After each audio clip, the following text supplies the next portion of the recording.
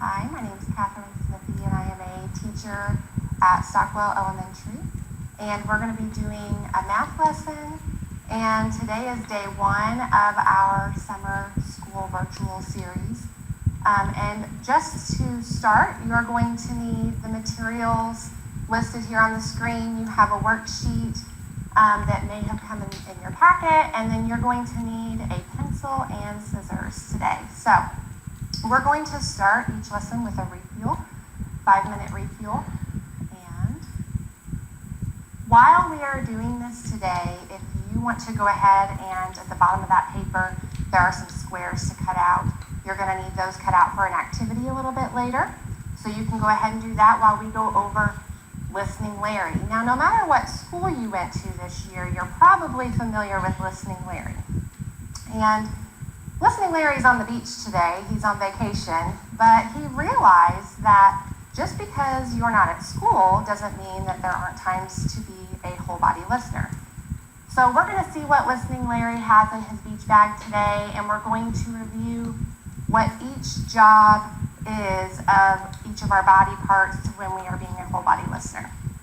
So the first body part we have today is our ears. So do you remember, what is the job of your ears if you are being a good whole body listener? You are listening to directions, you're listening to what the speaker is saying, you're trying to block out those other noises and distractions. What about your hands? What are your hands doing if you're being a good whole body listener? Well, they may be in your lap if you're listening, or if you're following along and doing a worksheet with the teacher, then you're writing. Okay. This is Mrs. Smithy's favorite. If you are listening with your heart, if you're being a whole body listener and you're listening with your heart, what is the job of your heart? Now, I'm not talking about your heart beating to keep you alive, but if you're listening with your heart, that means that you are showing empathy and you're caring about what the person is saying that you're listening to. Okay? So you feel. What about our feet? What should your feet be doing? You're being a good whole body listener. Right now your feet may be on the floor, but are they stomping or making noise? No, that would be kind of distracting. What is the job of our eyes? Your eyes should be on the speaker, right? Right now you'd be watching me.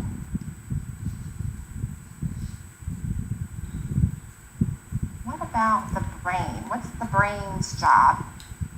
You're being a whole body listener. You're thinking about what it is you're learning, or you're thinking about what you're hearing. And last, our mouths. What is the job of your mouth? If you are being a whole body listener, if you're listening, then your mouth probably isn't talking or saying anything. Okay? So just remember that even though you're at home and you're learning a lesson, that you can still be a great whole body listener. Okay? We're going to go ahead and get started with our lesson for today.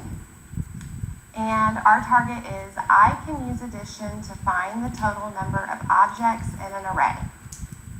And in order to do this, you're going to be able to identify rows and columns and skip count to find the total. Okay, so those are two important skills that you're going to be doing today. So first of all, I'm going to ask you this question. What is an array? Do you remember seeing that in second grade this year? Well, an array is an arrangement of objects into rows and columns. Each row has an equal amount and each column has an equal amount. So if you look at these purple triangles here, you can see that they are arranged, or they're organized in a certain way. We have rows and we have columns, and then we have this word equal. That means that they have the same amount. So we have the same amount in each row, the same amount in each column. And it's really important that you know the difference between rows and columns. So rows go side to side. So we have one row, two rows, and columns go up and down. We've got 1, 2, 3 columns. I always tell my second graders that rows go side to side, like if you're going to row a boat. Just those little tips to try to remember which one's which. So how does it make it easier to count by arranging objects in an array? Well, if you look at the objects as equal groups, you can find that there are columns. So I'm just going to move these here to show you what the groups would look like. And if you know how to count by twos, you could skip count to find the total. 2, 4, 6. But you could also make equal groups by looking at the rows. So we have a row here and a row here. So how would you count to find that total? 3, 6, if you know how to count by threes. Or you could just add 3 and 3 and get 6. It's a lot easier than counting each one by ones. Okay. So if we're looking at these objects that are in groups, which of these objects are arranged in an array? I want you to think about that real quick. Which ones would be arrays? Knowing that an array has rows that have the same number in each row and the same number in each column.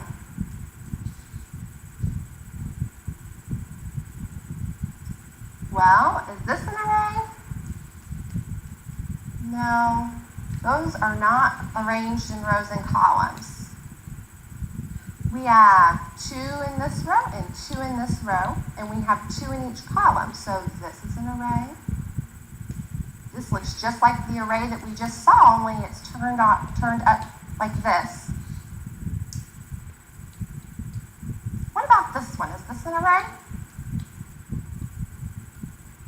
It's close, but there's 3 stars in these rows and only 2 stars in this last row. So it may look close, but it's not an array. Which group of objects would be easier for you to count? And why? Think about that. Well, I know that this array would be a lot easier for me to count because I can tell that there's groups of 2 and I can quickly count 2, 4, 6, 8, 10. Over here, they're not organized in an array and I may have to count by ones and then they're kind of scattered, so I may forget which ones that I count. So a reason why we put objects in an array is to make it easier to count. I'm going to have you watch a video, and every time I have you watch a video, I'm going to give you a question to think about. That's so you can focus on the information and not get distracted and zone out. So the question I want you to think about today is, how can I use what I know about skip counting to create my own array?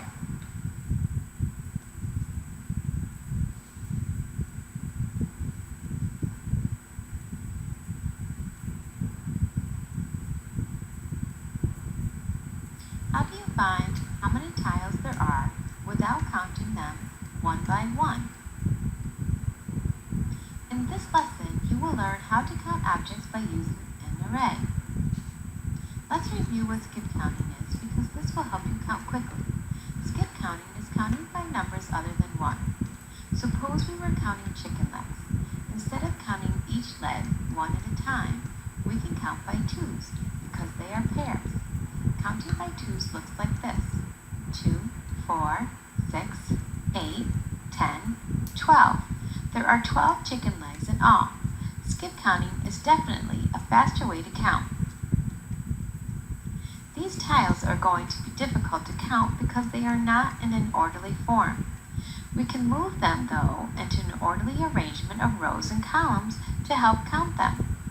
They are now in a form called an array. What shape was made? A rectangle. This is called an array. An array is an arrangement of objects into rows and columns. These are the rows, and each row has the same number of objects. In this array, there are 3 tiles in each row. These are the columns, and each column has the same number of objects. For this array, there are 4 tiles in each column. There are 12 tiles in all. Notice how every row and every column has a tile, and there are no empty spaces. But if you take one away, this cannot be called an array anymore. This array had 12 tiles to start, but when one disappeared, the amount of tiles became 11. No matter how many times you try, the number 11 can't be made into an array. Not all numbers can be made into an array. Now we can count the tiles one by one like this. 1, 2, 3, 4, 5, 6, 7, 8, 9, 10, 11, 12. But there is a faster way to count, now that they are in an array. We can use skip counting. If we see 3 tiles in this first row, then without counting, we know there are 3 tiles in each row because of how they are arranged. So skip count by 3s. 3, 6, 9, 12. We can show what we just did by using what is called a repeated addition sentence. It is called this because the same number is repeated over and over again. There are 3 tiles in each row, so we can add 3 plus 3 plus 3 plus 3. Notice how there are 4 rows, so we need to add 3 4 times. The total number of tiles is 12. In this lesson, you have learned how to count objects by using an array.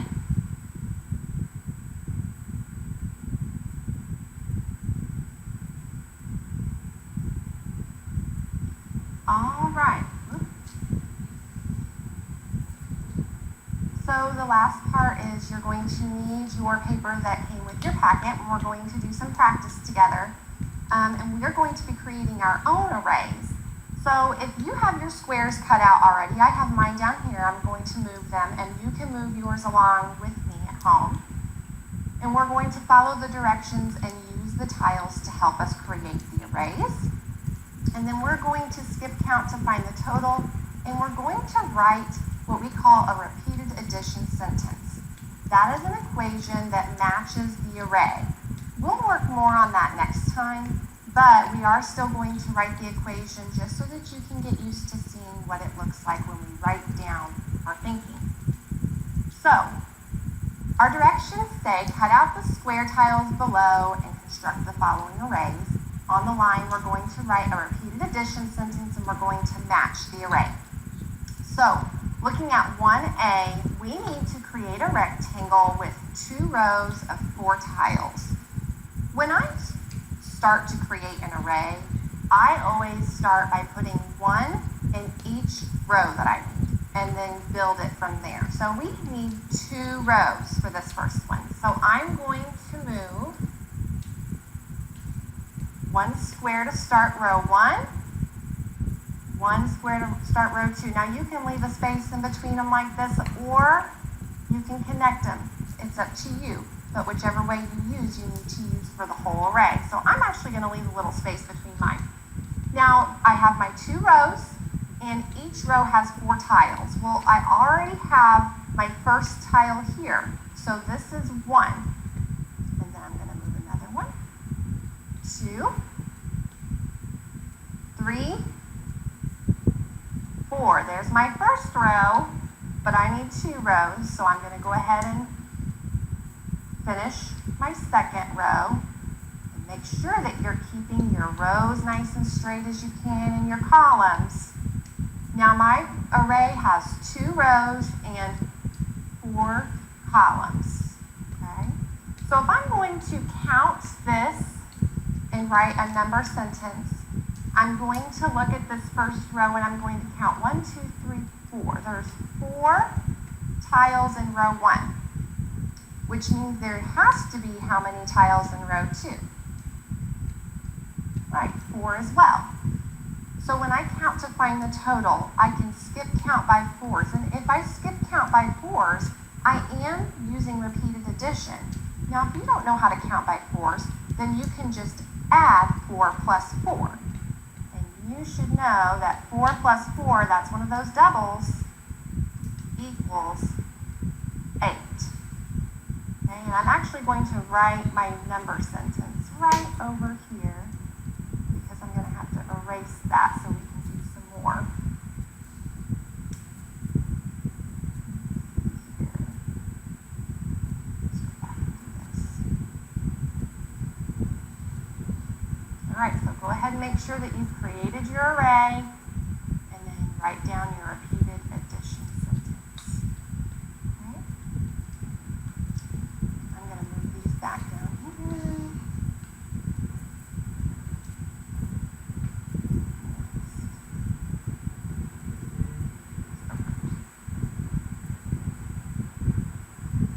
All right, let's look at 1B. What kind of array do we need to make? It says construct a rectangle with 2 columns and 4 tiles. So it's kind of flip-flopped from the array that we just created. So 2 columns of 4 tiles. Well, I'm going to go ahead and create my columns because I know that that's the information it gave me. So there's 1 column and 2 column I'm going to start. Each column has 4, so I'm going to go ahead and finish and put my column of 4, my column of 4. I want you to go ahead and do that with your tiles. Create your array that would be 2 columns of 4 tiles. And then I want you to go ahead and think about what would that repeated addition sentence look like, that equation that would match.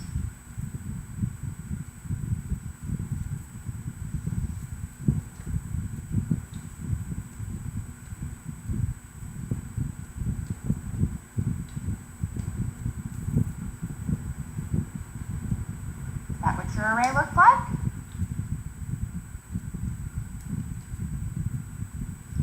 All right, so if we're going to skip count to find the total of this array, I see groups of 2. I see 2 in each row. So I could count 2, 4, 6, 8. And if I want to write that repeated addition sentence, it would be a group of 2 plus a group of 2 plus a group of 2 plus a group of 2. 2 plus 2 plus 2 plus 2 equals 8. All right, I want you to try 2 on your own and construct a rectangle with 3 rows of 2 tiles. 3 rows of 2 tiles. Go ahead and do that.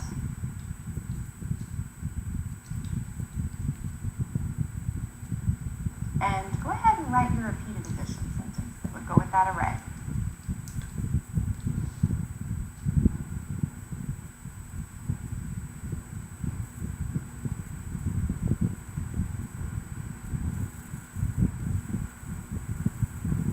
You also should have enough tiles to show 3 columns of 2 tiles. So you could create both of those arrays. One array that has 3 rows of 2 tiles and an array that has 3 columns of 2 tiles. What would that look like? I'm going to go ahead and show my arrays up here. So check yours with mine and see if you have something that looks the same.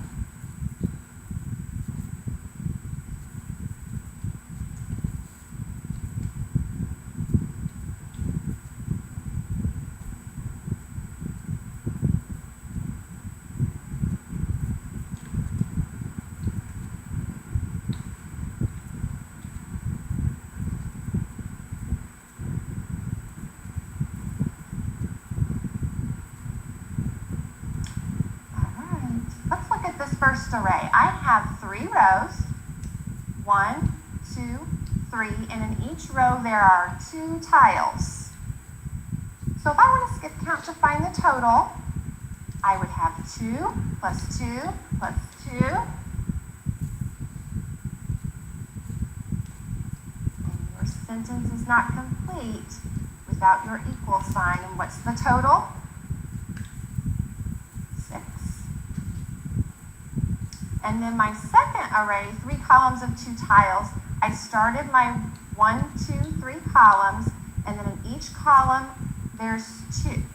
So if I'm going to look at my equal groups and create a repeated addition sentence, I could say a group of 3 plus a group of 3,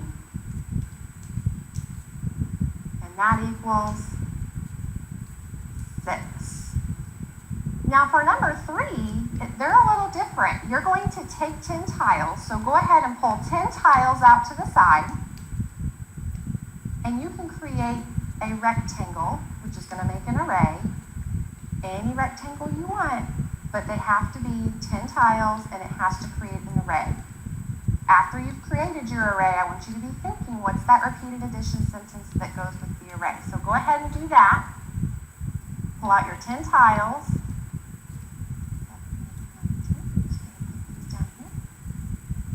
So you have 10 tiles and they have to create one array. So how could you create that array?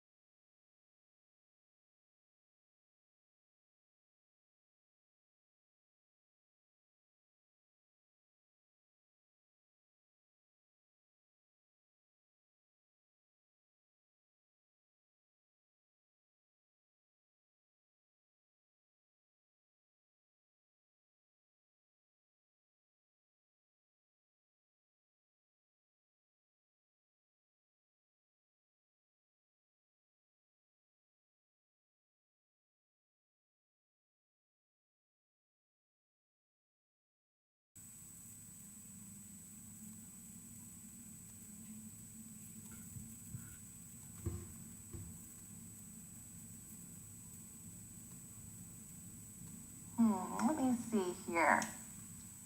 I'm just going to start moving them and organizing, arranging them to try to find an array.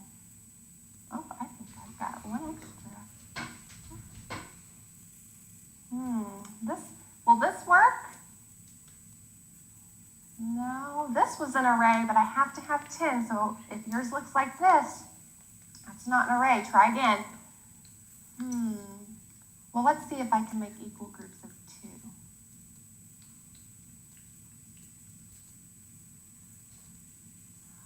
I think that may work. Do I have equal rows and equal columns? Yes, I see groups of 2. So I would count this array 2, 4, 6, 8, 10. So counting by 2s. So my number sentence is 2 plus 2 plus 2 plus 2 plus 2 equals 10. Now yours may have looked like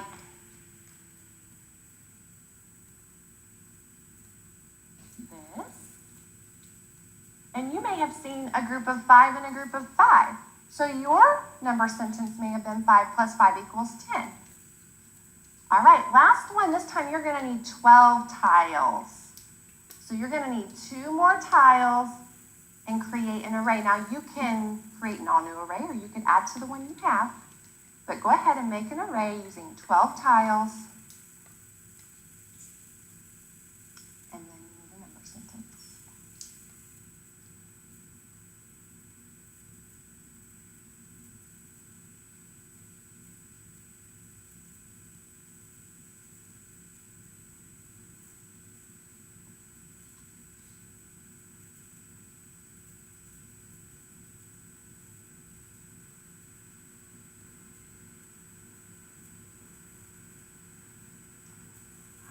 Well, I think I see right here, I could have just added these 2 onto the end. Now I'm going to straighten up my rows a little bit because I'm going to try to make them as straight as possible. But I think I see a different array I can make. I think I may down here like this. And now I have 4 plus 4 plus 4. Or maybe yours looks vertical up like this, and you see groups of 3. Just make sure your repeated addition sentence matches your array. So I see a group of 4 plus 4 plus 4. So I'm going to write 4 plus 4 plus 4 equals. Now, I'm not that great at skip counting by 4 sometimes. So I can still use addition to find the total. So I know 4 plus 4 is a double, and that equals 8. 4 more would be, 8 plus 2 is 10, plus 2 more is 12. And if you need to double check and count your squares, you can. All right. You have done great today as we've been working with arrays. Next time we are going to be working more with finding the repeated addition sentences that match the arrays. But if you want to keep learning about arrays at home, there are a couple things you can do. You can find arrays around your house or even when you're out and about other places. Try to find hidden arrays and point them out when you see them. You may not realize that arrays are all around us, and I have just a few examples here. We have a carton of eggs. You may have eggs in your fridge, and you may have not realized that you have columns and there's rows. Or, for example, a lot of those tall buildings that you find downtown have rows and columns of windows.